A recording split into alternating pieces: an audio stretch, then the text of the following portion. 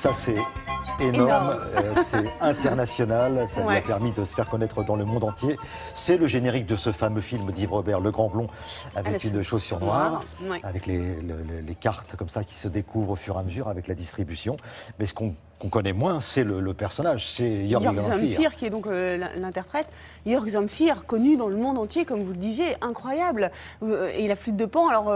Vous savez ce que c'est avec la flûte de Pan, ce petit instrument avec plein de petits tuyaux comme ça en bois. C'est très simple et finalement, il en ressort un son, on va dire, magique et absolument incroyable. Jörg Zamfir, on va dire qu'il est connu et reconnu comme étant vraiment le représentant le plus important justement de l'instrument avant. Donc la flûte de Pan finalement au départ était assez secondaire et lui il l'a mis au devant de la scène et il l'a introduit dans les scènes vraiment du monde entier. Dans des orchestres et tout, ça fait partie des instruments reconnus. Tout à fait.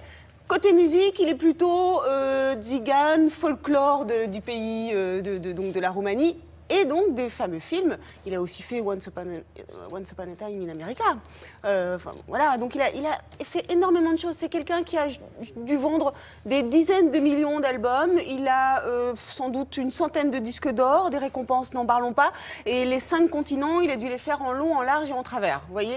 Donc voilà, aujourd'hui, Jörg Zamfir est juste une légende vivante. Je vous propose de le regarder. Voilà.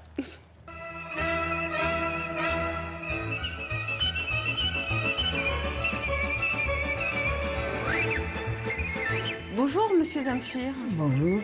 Vous êtes le roi de la flûte de Pan. La flûte de Pan, c'est pas un instrument extrêmement répandu. C'est pour ça qu'il y a eu tellement de succès. Parce que c'était inattendu. Ce son d'une pureté extraordinaire. Personne n'a écouté ces merveilleuses mélodies du folklore roumain, d'une richesse et d'une lumière absolue, d'une émotion.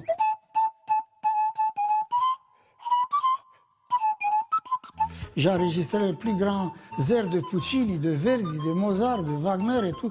Et tout à coup, cet instrument populaire des bergers, il se met dans la musique populaire, etc.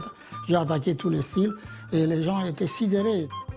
Vous êtes aussi connu, monsieur Zamfir, pour avoir quand même joué la musique de films très connus. Entre autres, un film français, c'est Le Grand Blond. Et Yves Robert, Pierre Richard et Mireille Darc. Et après 1980, il y avait Once Upon a Time in America.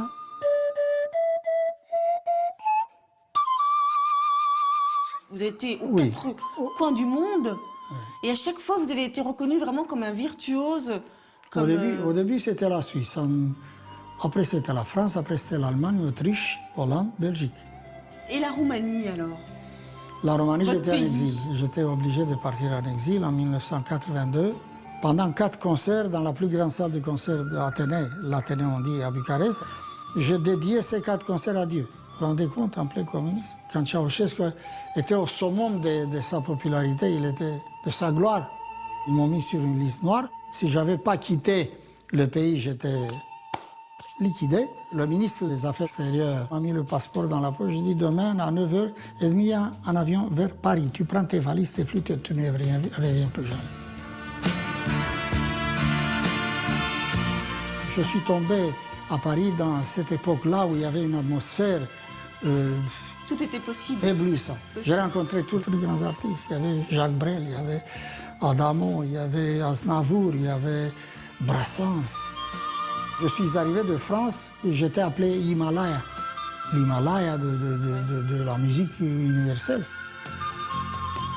Quand tu as un tel bilan, tu dois être heureux. Parce que sinon, on va fâcher Dieu. J'ai absolument tout ce qu'il me faut, sauf la reconnaissance de mon pays. Mais comme Jésus l'a dit, personne n'est prophète dans son pays. Quel personnage. Monsieur Zamfir, nous, on a apprécié, on est... Ah ouais. Et je peux vous dire une petite chose, hein, Thierry, c'est qu'on est allé quand même le voir jusque chez lui, là-bas en Roumanie. C'est dans la campagne roumaine, c'est à un peu plus d'1 heure de la capitale. Et C'est extraordinaire parce qu'à partir du moment où il a commencé à jouer, c'était vraiment magique. Il y avait peut-être, il vit avec une trentaine de chiens et les chiens, à un moment donné, se sont arrêtés d'aboyer et lui a joué. C'était vraiment magique. C'est un personnage, c'est quelqu'un qui a beaucoup de talent et j'ai été vraiment très fière de le rencontrer. Voilà. Jörg Zamfir, on en reparlera un petit peu plus tard dans l'émission. Voilà. Oh.